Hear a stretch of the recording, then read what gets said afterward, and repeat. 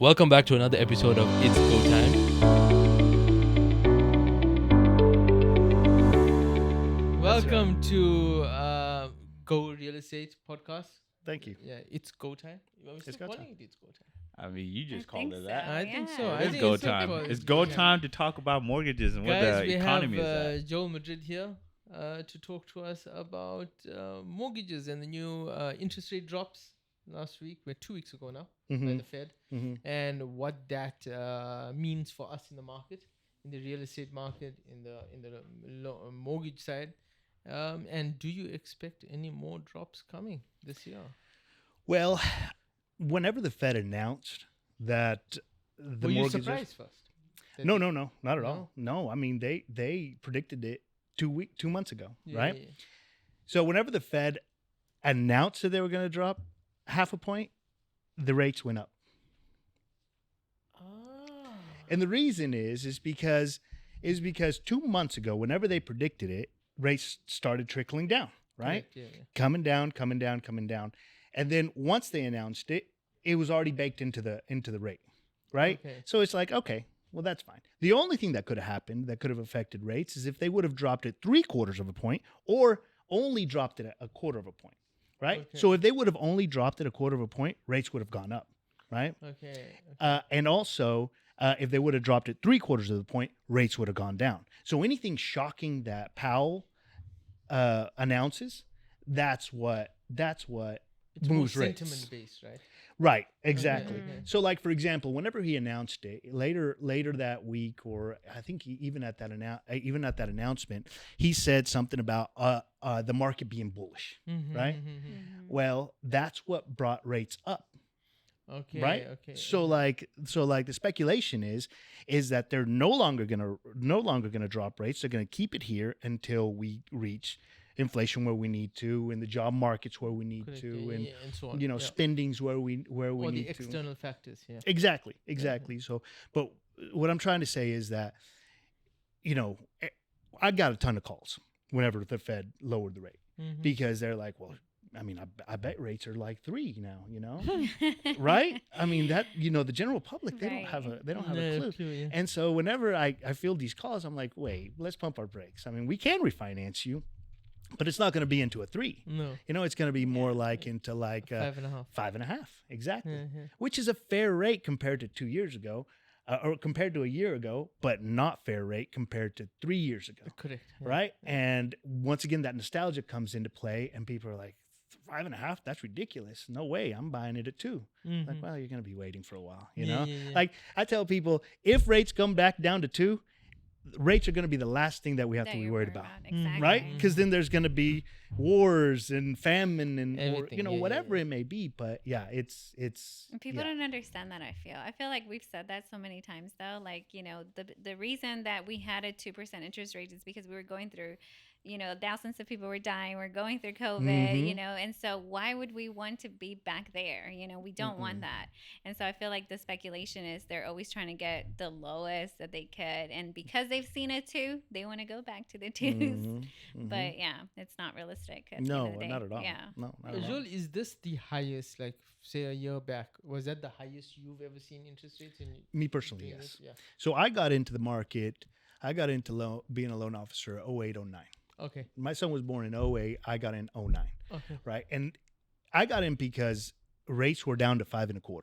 And everybody was just like, 5.25. Mhm. My 12%, let's refinance it ASAP. So that everybody and their dog refinanced during that time. Okay, Right. okay. So the crash happened, Yeah. rates went down. And then, that's whenever I got in. Yeah, yeah. I got into the refi boom.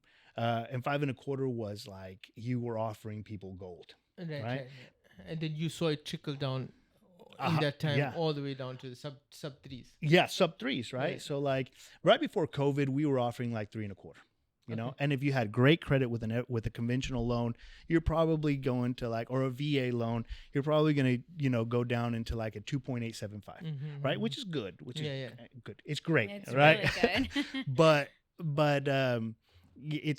it's not going to get back there, barring some kind of disaster. I think that's my opinion. But the cliche says, if I knew what rates were going to be, I'd be driving a Bentley. You know, so I mean, I don't have a clue. Nobody does. But I don't think that they're going to go. I think that they will continue to get lower and lower, and I think we will get closer to that pre-pandemic interest rate, if not hit that pre-pandemic interest rate. But the twos are long gone. Yeah, it'll be more high threes, fours. Right? I hope so. Yeah. I hope so. Now, high threes or mid threes or even low fours is godsend to some of these people that bought, you know, in eights and sevens. You know, I was looking over a loan just today where we were trying to refinance the guy that used down payment assistance. And I don't know if you know how down payment assistance works, but they offer you a certain interest rate and pay 4% of your cash to close, right? Or they'll offer you a higher rate for 5, or they'll offer you a lower rate for 2, and so forth and so forth. So it's tiered off in different things. Well, this guy had an 8% interest rate, right? And by refinancing him to a 5.5%, we were going to save him like $480. Okay. But he didn't want to, right? Because he's looking in the future, and I thought that's a good idea, you know, like let's see what the election brings, you know. So the first time Trump will be whenever he got elected, right? Whenever he became president-elect, 2016, right? Whenever that happened, Super Tuesday rates, we couldn't lock it. We couldn't lock a loan. They were moving all over the place, but they went up 0.75 of a point. Wow. Yeah, and I think. And this is purely speculation. I'm sure there's talking heads that know a lot more about this than I do, but I think is whenever Trump first came into power, there was a bunch of like alarmists, right? Like he's going to cause chaos. He's going to get us into wars. He's going to whatever. And instability causes rates to go up. So like, for example, wars, instability in like the Middle East or whatever, they'll cause rates to go up before they come back down. Right. So it's the same kind of concept here. I think that if he gets elected this time or reelected, I think rates will actually go down. Right. Because we know what he has. And Republicans are traditionally conservative. Right. So they don't give money away as fast as Democrats. Correct. Right. And so if you give money away, it tends to not help inflation. No, and it doesn't help anybody, actually. It doesn't help anybody. No, it doesn't help. So that half a point that was dropped when interest rate came down, who exactly did it help? Because if it was already taking into account for mortgage rates, where did that half a point go? Well, I don't know if it helped anybody. What it's going to do is that in the future it will help rates go down, right? But as far as like in initial impact, there's really nobody that really helped or didn't help. So the reason I bring it up is, let's say you get a call from a client, right, and they're asking, well, we're expecting rates to be in the 4s. They know it was half a point. How do you, as an agent, explain the whole fiasco that actually came about with rates being dropped a half a point? Like, how would you explain that to the people who don't really practice what we do for a living? Right. So the way I would explain it, I would tell them that rate that they're talking about isn't your rate, right? It isn't the consumer rate. It's the rate at which the banks borrow money. Exactly. You know? So it's not, it doesn't trickle down to you. As a matter of fact, I used to work, and I don't want to say the name of the company, but I used to work with a company, right, that was a big company. So they had HR, they had IT departments, not an IT person, not an IT couple of people. They had a department of IT, they had a department of HR, they had an advertising department, right? But all those people have to get paid, and the way they get paid is from the margins on the interest rate. That's how the company makes money. So in essence, they have to offer a higher interest rate than a smaller company because they have to pay a bunch of overheads, people, right? And so, like, if you're talking to your consumer and you're saying, the Fed dropped half a point, well, that means very little to you. What you need to worry about is what the banks are offering. It's kind of a tough pill to swallow, because you hear it and you think, rates are coming down. Rates are down. They dropped to half a point. When I was offered 5.5 yesterday, today it should be a 5, right? Theoretically speaking, Right. but there is just so much that goes into the backside. Okay, of I'm those gonna put my tinfoil hat on. I'm gonna be a Do it. conspiracy theorist. So, being that the Feds isn't actually a part of the U.S. per se government, it's a private entity. How can a private entity really dictate what happens on a cyclical level when it comes to that? Well, that private entity, man, is more powerful than. Powerful. That private Government. entity, that private entity controls the world economy. And that's what I'm It's saying. old men sitting around a table every day deciding what we are going to lend other banks. What- And they literally print money. And they print money. They So print then money. you ask yourself, as we were talking about in the beginning of the podcast, if they're the one who's controlling and they're a private entity, we don't really know who the head of it really is. We say it's Jerome Powell. He's just Then the again, face. exactly, he's just a face, just like the president. The president is truly just a face Just a because you face. don't know who's behind the string, who's pulling it. It really is the Wizard of Oz, if you really think about it. Yeah. If you want to be truly just kind of weirded out. Well- so the whole thing is, if that is the case, and you're saying, okay, we can drop it to 3%, and we did that, we show people we could drop it that low, then how do we shoot it back up to 8%?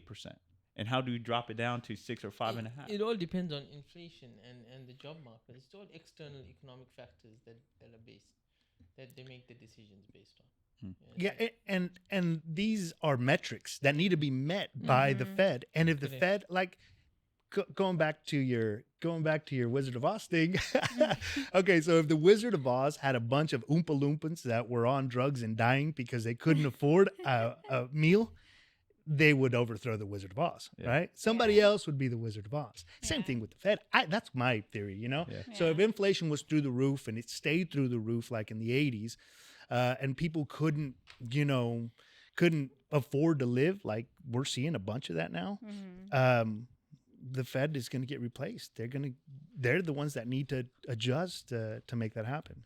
They make all the adjustments. I don't think they'll ever get replaced, but they have to make the adjustments. Yeah, the people that run the Fed The people that run the Fed. would be the ones that, I mean, But even I don't think they will get replaced. You see, because the Fed is a private entity that doesn't really. So number one, banks borrow money from the Fed, but the Fed also lends money to governments. mm, That is the key here. Remember, the government cannot live without the Fed, and the Fed has done that. And the funny part is, the Fed also lends money to the IMF and the World Bank. So they have complete. That is why when Jerome Powell announced the 0.5 point drop, it had a domino effect to every economy in the world. Every economy in the world was watching what Jerome Powell said. no kidding. Because if the Fed are supplying money to the US government, supplying money to the large banks that other governments borrow from, of course it's going to affect them. Yeah. It affects bond rates. It affects, Yeah. So remember, who are the largest US bondholders in the world? Japan, China, France, Germany. It's all other countries. So if the interest rate drops, it's affecting their retail rate of return. Yeah. And it affects literally, I think Japan holds the largest bonds in the world, and it's like nearly $1 trillion. It's crazy. It's stupid money, right? But it's a knock-on effect. Of our bonds, they hold $1 trillion of our bonds. Yeah. They all hold our bonds. Yeah, but all that means is we owe Japan, right? Exactly. That's all that means. That's all yeah, that means. they just mask it with the Exactly. bond thing. But Yeah. all that means. Let is me we get the owe number Japan. for you right now. So correct information. You mentioned earlier when we were talking off air that there was some programs that was out there that were benefit those with what is There's it? it. The IATN. Tim. Japan and China hold significant shares of US public debt. Together, as of December 2023, they accounted for nearly $2 trillion Sheesh. just between those two countries. Wow. Sheesh. They own government debt. They own our US government debt or government bonds. So let me ask you this, if you don't mind me asking some questions. So what do you think is going to happen? Because it's obvious that we're not working ourselves out of this debt, right? Right. And the debt's going to continue to grow, and eventually the interest payment on that debt is going to exceed our GDP. It's already exceeded. It's already exceeded it. Yeah. Wow. So what's going to happen? Okay, so let's look at it two ways, right? when you studying overseas, coming back, coming and living in the US, your economics 101 that you learn in university goes straight out the window. Right? Demand, supply, um, it does not make sense in America. We have over demand or oversupply of cash, but the US dollar is still so strong. How come? Why? Whilst other countries, when there's an oversupply of cash, the exchange rate goes down, right? So whatever we learned in university does not apply to the US or the US fiscal system or economic system, right? Right now, the US, the reason why we are surviving, right, is twofold, right? Number one, we are the world's superpower, right? Yes, we are a declining empire, so empires go through decline. We have passed our peak, and now we are. You think we've peaked? Of course, we've peaked. We peaked in the 70s and 80s, and now we in the fourth. The countries to watch out for is India. India is going to be most probably the next. No kidding. Yeah, because they have the most people. But they also have like the most poverty, right? Of course, but nobody talks about the U.S. poverty. If you look at scale, right? Okay, so the largest consumer market after the U.S. is going to be India. Right? It was China. It's going to be India. India has 2 billion people, 1.5 to 2 billion people. We talking about we have 15% of that population, right? If you look at the ratio of poor people to rich people, yes, India will have like only 5 or 10% of people can afford things. But still, that 5 or 10% is a larger consumer market than the US. I gotcha. Yeah. Put it to you that way, right? Okay. So that's one thing. We're still the superpower. The other thing is, as I told you about the Fed, we control fiscal and monetary policy throughout the world. Right? They look at us. Because, why? US is the largest consumer market in the world. China have to continue giving us goods for them to receive the service on the debt. So it's a cycle, right? It's a cycle.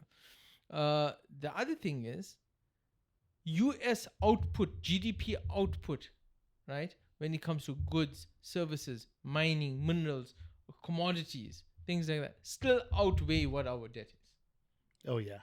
Remember, we have, think about it this way, right? Texas has oil reserves, untapped oil reserves. People don't know what the quantity is, right? The reason being is it is cheaper for the US to buy Arab oil than to get our own oil, drill our own oil. So that's what they do. We buy their oil, we stockpile, and we also have our own. Yeah, it's just like employment. Exactly, it's crazy. It's just like how it works, right? And the reason is because over there they don't need to pump oil out. All they need to do is poke the ground and oil gushes out. Exactly. So getting that oil is so much cheaper over there. So much cheaper. So we rather buy that and we stockpile. The other thing is, at one stage, out of the 9 warring nations in the world, or 7 warring nations in the world, the US supplied 90% of them with arms. So when it comes to the arms, how does the US make money? War, right? That war machine, whether it be Raytheon, whether it be Lockheed Martin, whether it be all these companies that create ballistic missiles and F-16s, and other countries buy it from us. We supply, whether it be the good guys or the bad guys, the US are supplying everybody. Right? That's another thing. Money's game. The other thing is, this is a conspiracy theory. This is something that I believe. You give me, I believe the US is the only country in the world that can absolutely wipe out its debt. Start from a clean slate and nothing will happen. How? One day the Fed will come in and say, right, this 32 billion, print all the money, clean it out, everybody's paid off, and we just start. Nothing will happen? I don't think anything. So you think you can They've already been doing it. that much money and it wouldn't... But tell me, Joel, think about it this way. Right now, we are printing trillions a year, billions a year. COVID. Where majority of the money is going? Where is it? To warring nations. It goes to Ukraine. How many billion went to Ukraine? I think the amount was... Exactly. Oh, no, it's $1 million per person in this country. It says it takes $80 billion to eradicate student loans. We sent 202. Exactly. They could have given every U.S. citizen $500,000. That's and eradicated poverty. Yeah. Yeah. And I think that's why people are so Yeah, mad. that's crazy, That's man. why. That's That's why crazy. our people that are here in the U.S. citizens of the U.S. they're pissed off. Exactly. They should be because Yeah. of that. Yeah. Yeah. See, I think we're a little bit more delicate, right? I think that if oil isn't traded with the dollar, we would feel it It's already big time. happening. I'm sure it is. It little, right? Yeah. But like generally speaking, we have a deal saying that you have to trade oil using dollars, right? But Yeah. if that were to fall through, I think that we would be in huge But you know trouble. what's the census of that deal? The census of that deal was in the 70s. So when the Saud family came into power in Saudi, because so you got OPEC. OPEC is controlled by Saudi, right? So that's all the oil nations in the world, right? And the deal was at that time, we will give you security. The US had went to them and said, we will give you security. So we will have our army there. That's why the US have so many bases in Saudi Arabia. Give you all of that. You have to trade oil in dollars. But what has kicked the US in the butt right now is the BRICS nations. And Saudi has joined the BRICS nations. That is China, that is Russia, that's South Africa, that's Brazil, that is Iran now, Saudi Arabia, all of these countries, right? And when they start creating their own fiscal policies and their own bank, IMF and World Bank, which is European and American, now suddenly becomes redundant. All these poorer African nations and Asian nations and South American nations, they have to borrow money from the BRICS nations. And that takes away from the Fed. That takes away. So the only thing that can really affect us, or one of the things that can affect the US government, is the strength of the BRICS nations. But the US won't allow that to happen. They will continue to create conflict between those countries. And you're already seeing that. You're already seeing many Israel. conflicts between India and China. And you're seeing conflicts between Russia and India. No and kidding. Russia and China. And you're seeing that on the borders. There's major conflicts on those borders right now. Yeah. Right? Yeah. What we're seeing yesterday, what happened last night? Iran sent 250 ballistic missiles into Israel. Israel are doing ground strikes in Lebanon. So what is the agenda behind that? Who knows? The US could be behind all of that and think that cause all this chaos everywhere. We get to supply arms to everybody as we used to. And Yeah. Genius. Genius. When I was a kid, I used to But- have this thing, it's like when you're born and you have a social security number, whomever that is behind the scene, they already predetermined where your life is going to be. And I think that's what the U.S., if you really think about it, there's someone who already has a notion on how far you're going to go, what you're going to do as a person, and it's already predetermined. In a macro level, Yeah. right? Like not necessarily in a micro level, but in a macro level, Yeah. you have these borders, right? And you can't cross over to the other side. I could see that. You have class system in India, but if you look at what the U.S. does, like, how is it that you look at the most wealthiest place and yet you have places like Detroit, Philadelphia, all these places that is just written with just so much poverty Yeah. Yeah. and instability. You know, Joel brought up this poverty issue in India, for example, right? I went to Minnesota for the first time in my life a month ago. When we were driving through parts of Minneapolis, it was worse than South Africa, than parts in South Africa. Well, but South Africa is a South rich Africa nation, is right? a very rich nation. It's a developed nation, but we also have our poverty. We also have poverty. But I was more scared driving through Minneapolis than driving through a township in South Africa. Yeah, you know what they tell us, and I almost I think I believe it more than I not believe it. I think that our poor live better than the nations. Like so, our homeless live better than the nation's poor. You know, Exactly. The guy who was taking us sorry, the around world's in, poor. in Minnesota, he was saying, as a homeless, if you play the system right with food stamps and housing and I mean not housing, like shelter or whatever, the all the social benefits you get, you can come out every year with about 30 grand.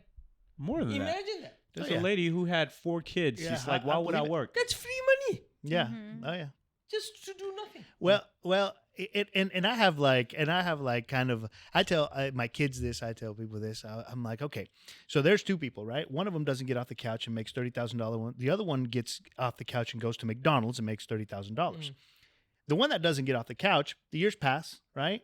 And eventually, he wants to make more than $30,000, but he can't. He's stuck. The one that went to McDonald's, he has a job history. He worked himself up to fry cook. He might even own a franchise one day, right? Because he got up and went to work versus the other guy that made exactly the same amount that he's making now and didn't go to work. Isn't that scary? That's crazy, man. It's very scary. It's very scary, and it's going to be very interesting to see the direction that that the country goes in, especially after this elections. Well, I feel like they're already living the effects of it, though, because one of the biggest problems that people in big corporations, big company have is employment. They can't keep their employees. And the reason they can't keep their employees is because everybody's either in TikTok or they can try to make easy money somewhere else. And so they're opening their eyes to the idea that it doesn't have to be the way that we were programmed to be, to get a degree, go to college, work for corporate, work 9 to 5 or whatever the case is. Like they're thinking outside the box, and I feel like a lot of those corporations are suffering because of that, because people are not robots anymore. Like they're not okay with 9 to 5 anymor. So they have more demands, and I feel a lot of that. Thing, remember? Yeah. Who was using side hustle? Yeah. And who was a YouTuber back in the day? Like who wanted to be an influencer back in the day? And it's almost like you have to be great at it in order to make money, right? Correct. You can't just be some regular person up there. You have to be great at that. It's almost like making the major leagues. Yeah. I don't know how much YouTubers make, because I don't do it, but I mean, apparently. But the funny part about it is like, okay, like our kids, right? Or just teenagers now. They're having such a hard time communicating with others, but if they're watching videos of people that excel at that. They excel at communicating, and that's why they get attracted to that. But then I got a question for you, Nelly. Are those people really as good as we think, or is it false? Because again, you're getting false narratives. You get, the true professionals, and then you get those that act like the true professionals. Exactly. Yeah, no, it's definitely, I mean, that does not guarantee anything. That does not guarantee that It's they're like the best in the news, industry. example, Exactly. right? Yeah. And then also, how's this going to affect the way we talk to each other, right? I know. With the LOLs and the BRBs and this and that, like eventually we're going to talk in... Language is dead, if you really think about it. Yeah. There's no such thing. It's super as, weird. Yeah. It's very weird. I mean, no, what's the new words the kids are using? Riz. Oh, bro, I got mad Riz. I got mad Riz, bro. If I came out of retirement today. Since when did Sigma become higher than Alpha? Yeah. Right? It is, isn't it? Yeah, it is. It's an odd thing. Why? I mean, it's like, okay. What is it? Skibbity? Alpha was the first. Skibbity toilet and what? I mean. Oh my god. Yeah. We used to talk. We used to say, I'm gonna spit game, shoot my shot. Now it's Riz. My godson, he's the ultimate Rizzler. Yeah, he does his thing, goes like this. What are you doing? 10-year-old kid. I'm like, That's yo, awesome. What is this? That guy's gonna. But with the thing you were talking about, as far as undocumented people who can get loans. Yeah, so okay, so this is kind of near and dear to my heart, man. My folks, I remember dropping my dad off in El Paso and dropping him off in Juarez and picking him back up in El Paso. My parents came over here in the trunk of a car. Wow. Yeah, so this is like super near and dear to my heart, man. But it's also bittersweet because like the closer we swerve into the subprime lane, right, the scarier it gets, like we know that we're not good at remembering the past as a culture, right? We get over that scare, we get over that thing, and we're like back doing the same things we used to do, people and culture, so whenever I see these products, I'm like, okay, I'll take advantage of them, but be careful, basically what this program is it's not just for ITIN people, it's for anybody that needs a low doc FHA loan, right? It's backed by the FHA, 3.5% down, interest rates around high sevens, low 8s right now, which is high compared to what, like I can offer like a 3.375 with 1 point, with this one, it's going to be more points for a 7 and 7.8, something like that. Right. But 6 months, of self-employment, only 6 months of self-employment. That's nuts, man. That's swerving into the subprime. I-10s, it doesn't matter if you have an I-10, we can do I-10s. Mind you, we just got training on this loan. We're just approved to do it, but like they really let the gate out. So in other words, if you can't qualify for an FHA loan, because of one-off. Let's say you haven't been self-employed long enough. Maybe your credit isn't where it needs to be. Maybe you have an I-10 or, check this out. 90 days of overtime, commission, or bonuses. Sure. You know what right now an FHA is? You have to have at least 1 year, preferably 2. Oh, wow.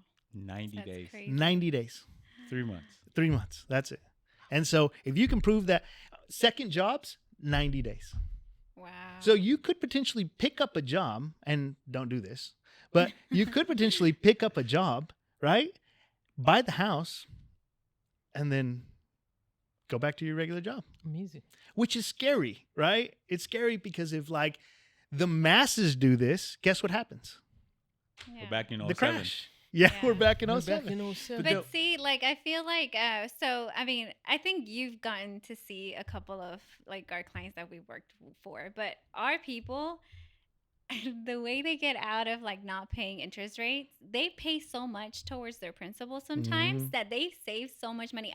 My aunt, she paid off her house within, like, 10 years. And because they have a gold in mine and they don't spend money elsewhere, she's never the type to have a brand new car or anything like that. But her house was like paid off in like 10 years and it was paid off. So I feel like when you come with that type of commitment, which a lot of our people do, they are focused until that's done. And so for I-10, I feel like it's being offered so much because they know who they're offering it Yeah, to. exactly. And because people that come over here from Mexico, right? They're not addicted to the debt, right? Yeah. We're addicted to debt. Right. You know, us as Americans, if we don't have 3 credit cards in our wallet, Right. we're like struggling to get another one, right?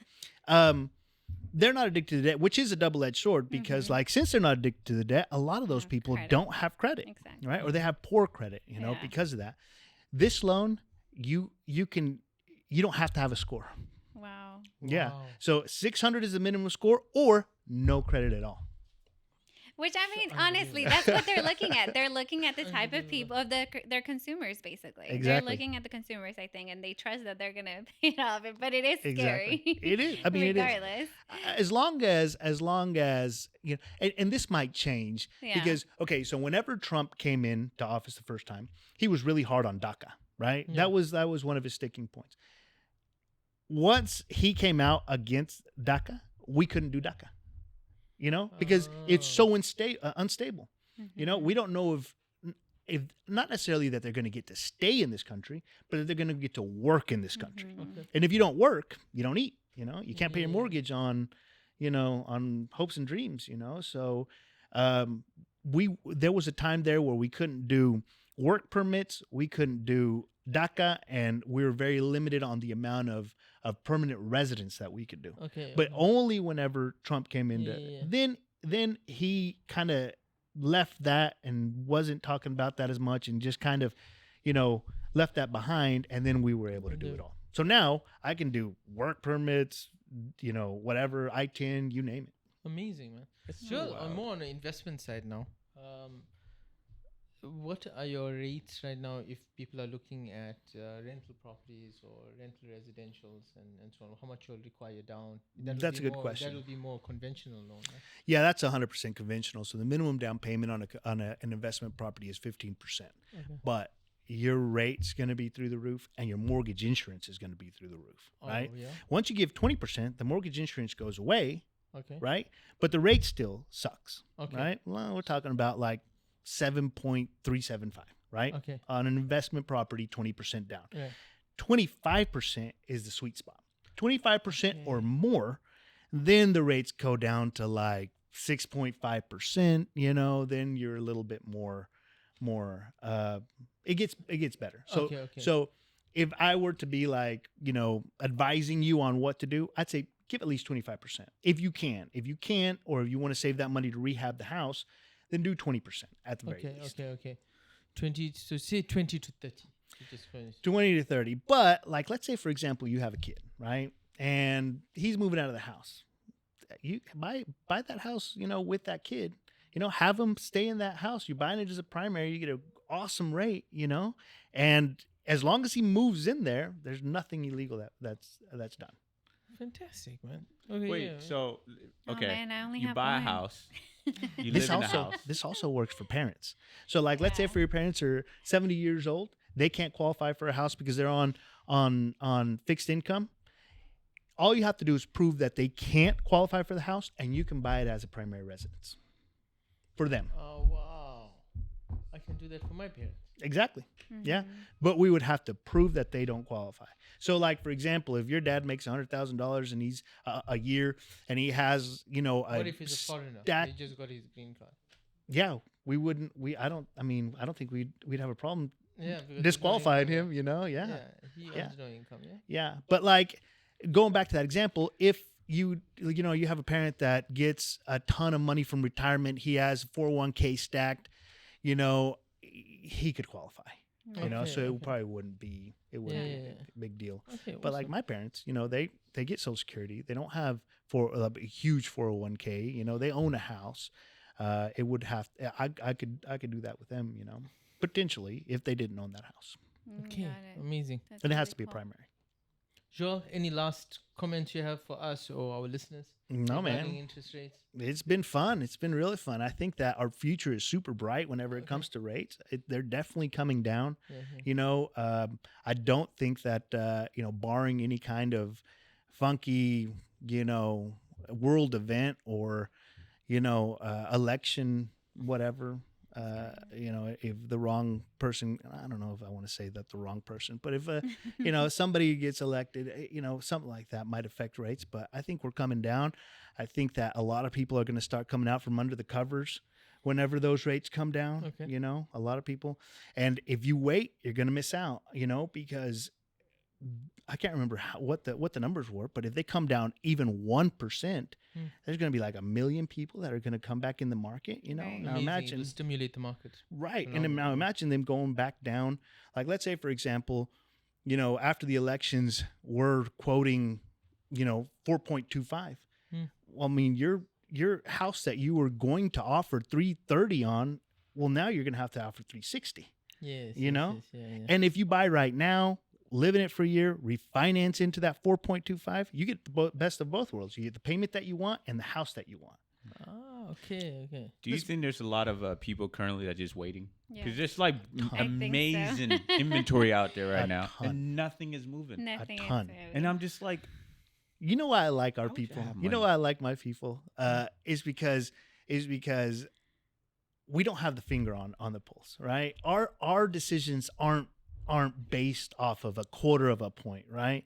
So ours is more of a I know what I have to do to build wealth, and buying a house is one of those steps, right? It's buying property is the number one way to pass down wealth. oh yeah, Correct. Generational. Yes. And Crazy, that's exactly man. like That's crazy. that's what I was talking about for Ayaton. Like I know so many clients that bought a home, they've paid it off. They weren't discouraged by their 11% interest rate. They No. just moved forward because that's what they needed to do in order to get wealth, and so they didn't think twice about it. And Yeah. you're right about that. Me as like first generation born here, I had to learn about credit. I had to learn about wealth, building wealth. I had to learn about buying a house. I'm married to a white girl. She knew all of that from like age 12. bro. So like they got her a credit card. Whenever she was, the moment you could pull credit on this girl, she had an 800 credit. I'm exaggerating, obviously, but she had great credit. Yeah. Whereas me, I took out a credit card in college, just stopped paying on it. I knew that I shouldn't do that, but I didn't know the impact of it, Yeah, right? yeah, So yeah. coming out of school, man, my credit was like a five and some change, So Yeah. it was super horrible, and I had to pull myself out of that. What I'm trying to say is that people that were born here and raised here, and not necessarily born and raised here, but like Anglos, white folk, like a lot of them already know this stuff, right? That we have to learn. Correct. So Correct. And it's an educational thing. But anyway, thank you, Joel. Yeah. For joining us. Thank you. It was Pleasure. amazing having you on. Anytime. Hopefully you can come on again. for sure. And Joel the the Rizzler. next There is drop. like Yeah, there is. Thank you, mate. Appreciate it. Thank y'all. Awesome. Thanks for watching today's episode of It's Go Time. Don't forget to like, follow, subscribe, and leave comments on all of our channels. We're on Spotify, Apple Podcasts, we're on YouTube, and don't forget our Instagram and Facebook pages as well.